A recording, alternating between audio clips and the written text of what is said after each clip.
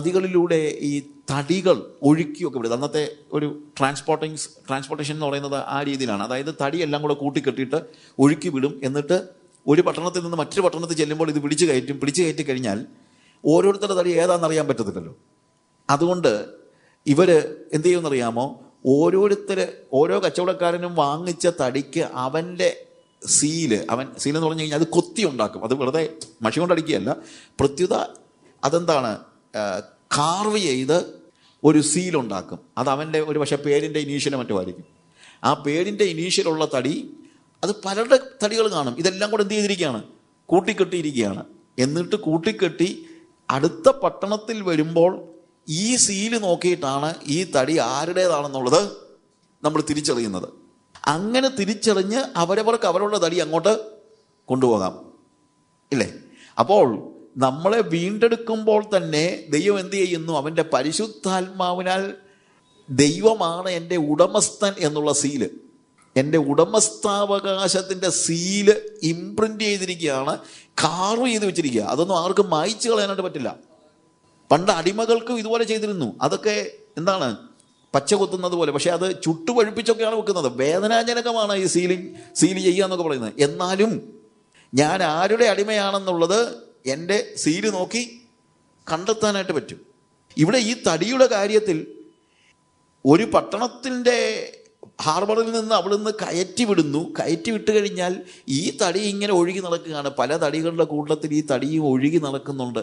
ആ ഒഴുകി നടക്കുമ്പോഴൊക്കെ ഒരുപക്ഷെ ഈ തടി എങ്ങോട്ടാണ് ഞാൻ പോകുന്നത് ഒന്നും ഒരുപക്ഷെ ഈ തടിക്ക് അറിയത്തില്ലായിരിക്കും. പക്ഷെ അറിയാൻ വയ്യായെങ്കിലും അവൻ പറയും, ഓ, ഞാൻ ഇതിനെക്കുറിച്ചൊന്നും ചിന്തിച്ചിട്ട് കാര്യമില്ല.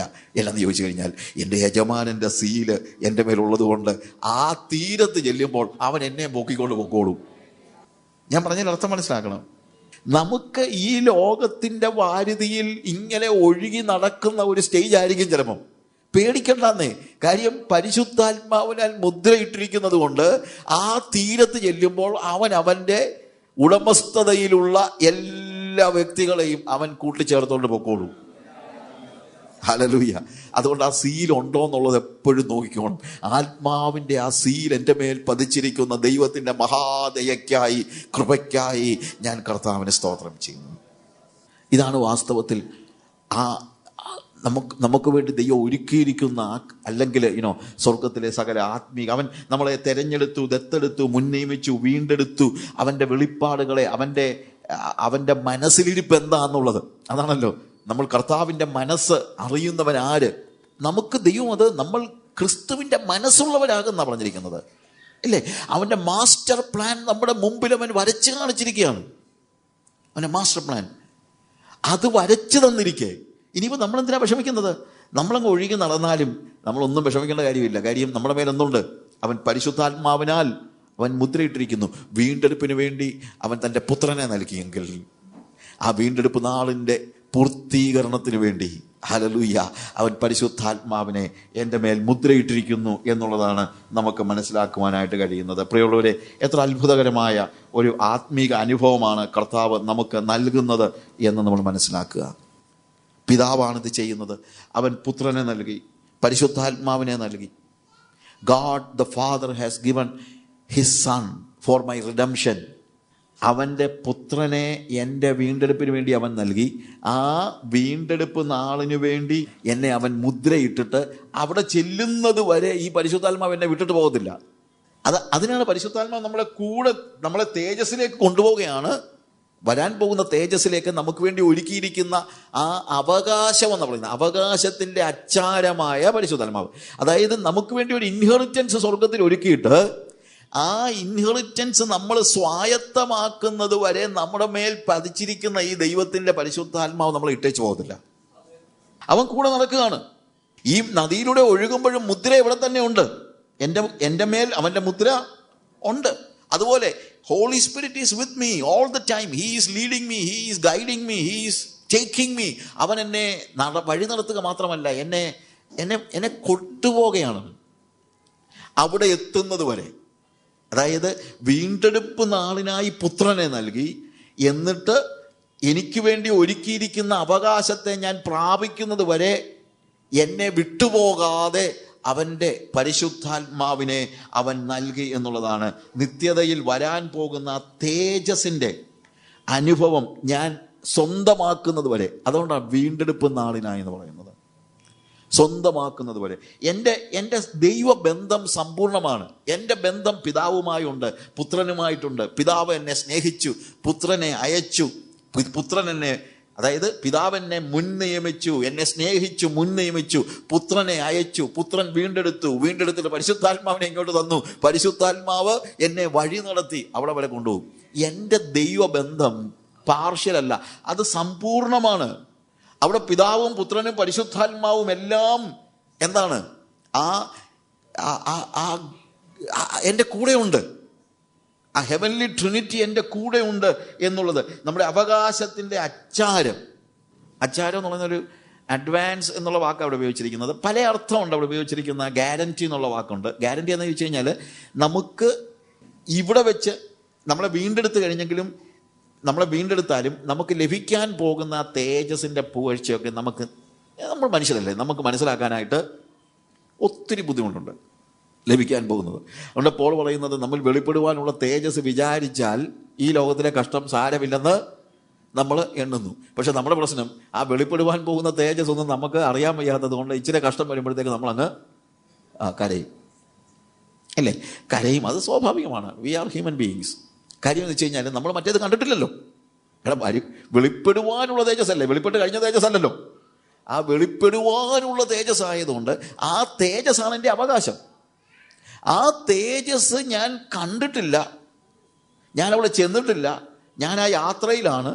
എന്നാലും എന്തൊക്കെയാണ് എനിക്ക് ഒരുക്കി വെച്ചിരിക്കുന്നതെന്നുള്ളത്, അല്ലെങ്കിൽ നിന്നെ വഴിയിൽ ഇട്ടേച്ച് പോകത്തൊന്നുമില്ല മോനെ, നിന്നെ ഒരു തേജസ്സിലേക്ക് കൊണ്ടുപോവുകയാണെന്നുള്ളതിൻ്റെ ഒരു ഗ്യാരൻറ്റി ആയിട്ട് ദൈവം എന്ത് ചെയ്തിരിക്കുകയാണ്? ഹോളി സ്പിരിറ്റിനെ എനിക്ക് നൽകിയിരിക്കുകയാണ്. ഈ ഹോളി സ്പിരിറ്റാണ് എന്നെ ഇതൊന്ന് ടേസ്റ്റ് ചെയ്യാൻ പഠിപ്പിക്കുന്നത്. ടേസ്റ്റ് ചെയ്യാൻ, അതായത് ഞാൻ സ്വർഗം മൊത്തമായിട്ടൊന്നും ഞാൻ അനുഭവിച്ചിട്ടൊന്നുമില്ല. പക്ഷേ ആ സ്വർഗത്തിൻ്റെ നമ്മൾ ഈ അലുവ ഒക്കെ വാങ്ങിക്കാൻ പോകുമ്പോഴത്തേക്ക് ഈ അലുവായുടെ വലിയ പീസായിട്ട് ഇവിടെ വെച്ചിരിക്കുകയായിരിക്കും. നമ്മൾ ഈ അലുവാക്ക് ഇങ്ങനെ നോക്കി നിൽക്കുമ്പോൾ ചിലപ്പോൾ കടക്കാരൻ എന്ത് ചെയ്യുന്നറിയാമോ? ഒരു ചെറിയൊരു കഷ്ണം മുറിച്ച് തന്നിട്ട് പറയും, മോനൊന്ന് ടേസ്റ്റ് ചെയ്ത് നോക്കാം. ഇതേപോലെ ദൈവം നമുക്ക് വേണ്ടി ഒരുക്കിയിരിക്കുന്ന മഹിമാധനം ഒന്നും നമ്മൾ മൊത്തമായിട്ടൊന്നും അനുഭവിച്ചിട്ടൊന്നുമില്ല. പക്ഷേ അത് നമുക്ക് വേണ്ടി വെച്ചിരിക്കുകയാണ്. അതെങ്ങനെ ഉണ്ടെന്നൊന്ന് അറിയാൻ, ഒന്ന് ടേസ്റ്റ് ചെയ്യാൻ ഒരു ചെറിയ കഷണം മുറിച്ച് തന്നിരിക്കുകയാണ് നമ്മിലേക്ക് പകർന്നിരിക്കുന്ന പരിശുദ്ധാത്മാവ്. അത് തന്നെ നമുക്ക് സഹിക്കാൻ പറ്റുന്നില്ല സന്തോഷം. അപ്പോൾ പിന്നെ അങ്ങോട്ട് ചെല്ലുമ്പോൾ എന്തോ ആയിരിക്കും ഒന്ന് ആലോചിച്ച് നോക്കിയാൽ.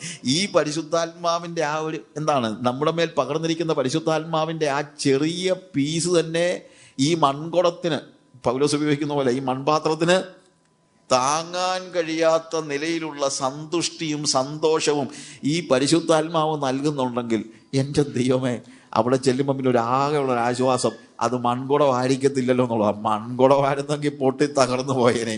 പക്ഷെ കർത്താവിൻ്റെ കൃപ കൊണ്ട് അവിടെ ചെല്ലുമ്പോൾ സ്വർഗത്തിൻ്റെ മഹിമാധനം നമ്മൾ അനുഭവിക്കുന്നത് ഈ മൺശരീരത്തിലല്ല, ഒരു വിൺശരീരത്തിലാണ്. ഹല്ലേലൂയ! എത്ര അത്ഭുതകരമായ ഒരു അനുഭവമാണ്. അതിനുവേണ്ടി നമുക്ക് കർത്താവ് പരിശുദ്ധാത്മാവിനെ നൽകിയിരിക്കുകയാണ്. അവൻ നമ്മളെ വഴി നടത്താനായിട്ട് God has given his Holy Spirit as a guarantee and also as a companion. അവൻ കമ്പാനിയനാണ്. നമ്മൾ യോഹന്നാൻ്റെ സുവിശേഷം 14-ാം അധ്യായത്തിൽ വായിക്കുമ്പോഴത്തേക്ക് അവിടെ അതിൻ്റെ 15-16 വാക്യങ്ങൾ വായിക്കുമ്പോൾ, നിങ്ങൾ എന്നെ സ്നേഹിക്കുന്നുവെങ്കിൽ നിങ്ങൾ എൻ്റെ കൽപ്പനകളെ കാത്തുകൊള്ളും. ഞാൻ ഹോളി സ്പിരിറ്റിനെ കുറിച്ചുള്ള പല മെസ്സേജസ് പറഞ്ഞിട്ടുണ്ട്, അതിനകത്തെല്ലാം ഞാൻ പറഞ്ഞിട്ടുള്ള കാര്യമാണ്. അതുകൊണ്ടാണ് ഞാൻ ഇങ്ങനെ ഓടിച്ച് പറയുന്നത്. നിങ്ങൾ എന്നെ സ്നേഹിക്കുന്നുവെങ്കിൽ എൻ്റെ കൽപ്പനകളെ കാത്തുകൊള്ളും. എന്നാൽ ഞാൻ പിതാവിനോട് ചോദിക്കും, പിതാവ് സത്യത്തിൻ്റെ ആത്മാവെന്ന മറ്റൊരു കാര്യസ്ഥനെ എന്നേക്കും നിങ്ങളോടുകൂടെ ഇരിക്കേണ്ടതിന് അയച്ചു തരും. ഒരു കാര്യസ്ഥനെ, അവിടെ കാര്യസ്ഥൻ എന്ന് പറയുന്നത് കംഫർട്ടർ എന്നുള്ള വാക്കാണ് ഉപയോഗിച്ചിരിക്കുന്നത്. കംഫർട്ടർ എന്ന് പറയുമ്പോൾ ഈസ് നോട്ട് ജസ്റ്റ് ഒരു കൺസോളിങ് ഏജൻറ്റ് മാത്രമല്ല, ഫോർട്ടിസ് അല്ലെങ്കിൽ ശക്തീകരിക്കുന്നവൻ എന്നുള്ള അർത്ഥമാണ്. ഒരു സ്ട്രെങ്തനർ എന്നുള്ള വാക്കാണ് വാസ്തവത്തിൽ അവിടെ കൊടുത്തിരിക്കുന്നത്. എന്നെ ശക്തീകരിക്കുന്ന, അതായത് എനിക്ക് സ്വയമായിട്ട് ഇതൊന്നും സഹിക്കാനുള്ള കപ്പാസിറ്റി ഇല്ല. എൻ്റെ മാനുഷിക നിലയിൽ എന്നിലേക്ക് പകരപ്പെട്ട ഈ സ്വർഗീയ അനുഭവങ്ങൾ എനിക്ക് ഹ്യൂമൻ വേയിൽ എനിക്കതിനെ ഹാൻഡിൽ ചെയ്യാനുള്ള കപ്പാസിറ്റി ഇല്ല പ്രിയമുള്ളവരെ. നമ്മളത് പറഞ്ഞിട്ട് കാര്യമൊന്നുമില്ല. കാര്യം നമ്മൾ ഇത്രയും വർഷങ്ങളൊക്കെ ആദാമ്യ പ്രകൃതിയിൽ ജീവിച്ചതുകൊണ്ട് യേശു നമ്മുടെ ഉള്ളിലേക്ക് വരുമ്പോഴും ഉള്ള പ്രോബ്ലം എന്ന് വെച്ച് കഴിഞ്ഞാൽ, നമുക്ക് പരിശീലിച്ചിട്ടില്ലാത്ത ഒരു പുതിയ ലോകത്തിലേക്ക് നമ്മളെ ദത്തെടുത്തിരിക്കുകയല്ലേ. ഞാൻ ഇന്നലെ പറഞ്ഞതുപോലെ സ്ട്രീറ്റിൽ അടിച്ച് വഴക്കുണ്ടാക്കി നടന്ന ഒരു ചെറുക്കനെ കൊട്ടാരം പോലുള്ളൊരു വീട്ടിലേക്ക് കൊണ്ടുചെല്ലുമ്പോഴത്തേക്ക് ഹ്യൂമൻ വേയിൽ അവൻ ആ മെത്തെ കിടക്കാൻ പോലും പേടിയായിരിക്കും. ഇവനെ സംബന്ധിച്ചിടത്തോളം വലിയൊരു പ്രോബ്ലം ഇതാണ്. കാര്യം വെച്ച് കഴിഞ്ഞാൽ പരിശീലിച്ചിട്ടില്ലാത്ത ഒരു ലോകത്തിലേക്കാണ് ഈ പിള്ളേർ, ദത്തെടുക്കപ്പെട്ട പിള്ളേർ കയറി ചെല്ലുന്നത്. അവർക്ക് ഭയങ്കര ഒരു ഇൻഹെറിറ്റൻസ് ഒരുക്കിയിട്ടുണ്ട്. ഇതൊന്നും ഇവർക്ക് അറിയില്ല. ഇതൊക്കെ ഒരു ദിവസം കൊണ്ട് ഇവർക്ക് മനസ്സിലാക്കാൻ കഴിയില്ല. ഇതേപോലെ തന്നെയാണ് ആദാമ്യ പ്രകൃതിയിൽ ജീവിച്ച നമ്മൾ ഒരു സ്വർഗീയ അനുഭവത്തിൽ, ഇപ്പം നമ്മൾ അതിക്രമങ്ങളിലും പാപങ്ങളിലും മരിച്ചിരുന്നവരായ നമ്മളെ അവൻ ഉയർപ്പിച്ച് എവിടെ കൊണ്ട് ഇരുത്തിയിരിക്കുന്ന പറഞ്ഞിരിക്കുന്നത്? സ്വർഗസ്ഥലങ്ങളിൽ ഇരുത്തിയിരിക്കുന്നു. ആ സ്വർഗസ്ഥലങ്ങളിൽ ഒരു ദിവസം നമ്മളെ കൊണ്ടിരുത്തുമ്പോഴത്തേക്ക് മാനുഷികമായി ഇന്നലെ വരെ നമ്മൾ ചെയ്തുകൊണ്ടിരുന്ന, നമ്മൾ ജീവിച്ചതായ ആ ഒരു സാഹചര്യത്തിൽ നിന്ന് ഈ പുതിയ ലോകം എനിക്ക് പരിചിതമല്ല.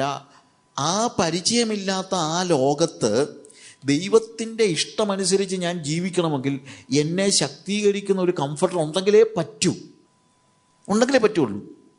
അതുകൊണ്ട് ദൈവം എന്ത് ചെയ്തിരിക്കുകയെന്നറിയാമോ? ഈ ലോകത്തിൽ എന്നെ അവൻ്റെ വഴിയിൽ നടത്താനായിട്ട് അവൻ്റെ കൽപ്പന, അതായത് കിടക്കുമ്പോൾ ലൈറ്റ് ഓഫ് ചെയ്ത് കിടക്കണമെന്നോ പുതപ്പ് പുതയ്ക്കണമെന്നോ ഒന്നും ഇവൻ അറിയത്തില്ലല്ലോ. അതുകൊണ്ട് ഒരു പക്ഷേ ആക്കിയേക്കും, എന്താണ് മോനെ കിടക്കുമ്പം ഇതിങ്ങനെയാണ് വേണ്ടത് എന്നൊക്കെ പറഞ്ഞു കൊടുക്കാനായിട്ട് ഒരാളെ ആക്കിയില്ലെങ്കിൽ ഇവനറിയില്ല. കാര്യം അവനത് പരിശീലിച്ചിട്ടില്ല. അതുപോലെ ദൈവം എന്ത് ചെയ്തെന്നറിയാമോ? വീണ്ടെടുത്തു എന്നുള്ളത് ശരിയാണ്. പക്ഷേ വീണ്ടെടുപ്പിൻ്റെ ജീവിതം ജീവിക്കാൻ എനിക്കുള്ള ബലഹീനതയെ ഇല്ലായ്മ ചെയ്യാൻ, എന്നെ ശക്തീകരിക്കാനാണ് അവൻ എന്ത് ചെയ്തിരിക്കുന്നത്? പരിശുദ്ധാത്മാവിനെ നൽകിയിരിക്കുന്നത്. പരിശുദ്ധാത്മാവില്ലായിരുന്നെങ്കിൽ ഐ ഡോണ്ട് തിങ്ക് യേശു എന്നെ വീണ്ടെടുത്താൽ പോലും ഇങ്ങനൊരു ജീവിതം ജീവിക്കാൻ എനിക്ക് കഴിയത്തില്ലായിരുന്നു. ഇല്ലേ? എനിക്ക് കാര്യം എൻ്റെ ലോകമല്ലാതെ, ഞാൻ ഇന്നലെ വരെ ജീവിച്ച ലോകത്തിൽ നിന്ന് എൻറ്റയർലി ഡിഫറൻ്റ് ആയിട്ടുള്ള സ്വർഗ സ്ഥലത്തേക്ക് എന്നെ കൊണ്ടിരുത്തി കഴിഞ്ഞാൽ ഞാൻ എന്തോ ചെയ്യും? എനിക്കങ്ങനെ ജീവിക്കാൻ പറ്റും. പക്ഷേ കർത്താവ് എന്നെ വീണ്ടെടുത്ത ദിവസം എന്ത് ചെയ്തിരിക്കുന്നു? വീണ്ടെടുപ്പിനോടൊപ്പം അവൻ പരിശുദ്ധാത്മാവിനെ കൂടെ നൽകിയിട്ട് പരിശുദ്ധാത്മാവിനോട് പറഞ്ഞിരിക്കുകയാണ്, ഇവനെ അങ്ങ് കൊണ്ടുവന്നേക്കണം, അതുവരെയുള്ള കാര്യമൊക്കെ നോക്കിക്കോണം. അതിന് മുമ്പുള്ള കാര്യമെല്ലാം കർത്താവ് നോക്കി. എൻ്റെ പാപത്തിൽ നിന്ന് എന്നെ വീണ്ടെടുക്കുന്ന കാര്യം യേശു കർത്താവ് നോക്കി. അവൻ്റെ രക്തത്താൽ അതിക്രമങ്ങളുടെ മോചനമെന്ന വീണ്ടെടുപ്പുണ്ട്. പക്ഷെ വീണ്ടെടുക്കപ്പെട്ടവനെ അങ്ങ് കൊണ്ടുചെല്ലുന്നത് വരെയുള്ള സകല കാര്യങ്ങളും നോക്കാൻ ആരെ കൂടെ കർത്താവ് തന്നു? പരിശുദ്ധാത്മാവിനെ കൂടെ നമുക്ക് നൽകി. ഹല്ലേലൂയ! എത്ര അത്ഭുതകരമാണെന്ന് ആലോചിച്ചേ. Let us thank God for Jesus because he has redeemed us. നമ്മളെ വീണ്ടെടുത്ത കർത്താവിന് വേണ്ടി നമുക്ക് ദൈവത്തിന് സ്തോത്രം ചെയ്യാം.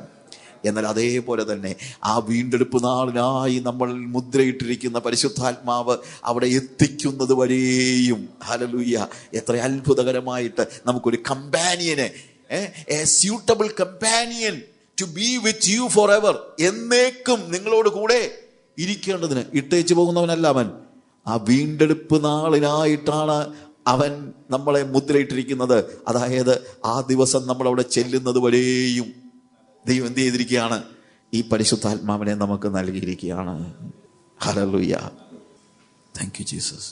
സ്വർഗപിതാവേ, സ്വർഗത്തിലെ സകല ആത്മീക അനുഗ്രഹങ്ങളെയും ഞങ്ങൾക്ക് നൽകിയിരിക്കുന്നു. നിന്റെ പുത്രനെ ഞങ്ങൾക്ക് നൽകിയിരിക്കുന്നു. നിന്റെ പരിശുദ്ധാത്മാവിനെ ഞങ്ങൾക്ക് നൽകിയിരിക്കുന്നു.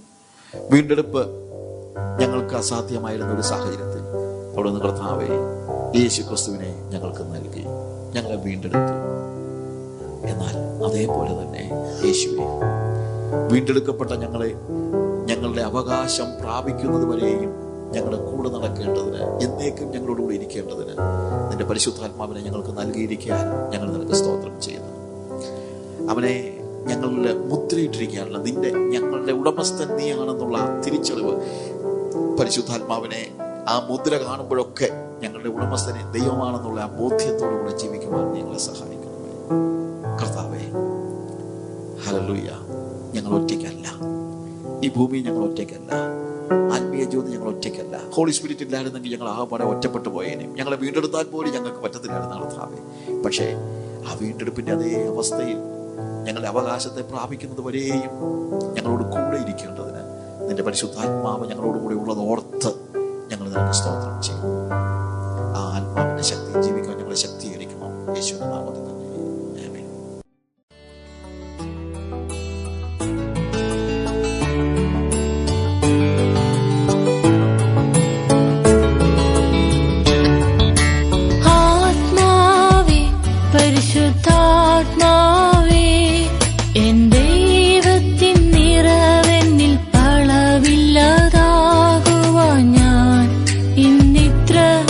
മതിയോ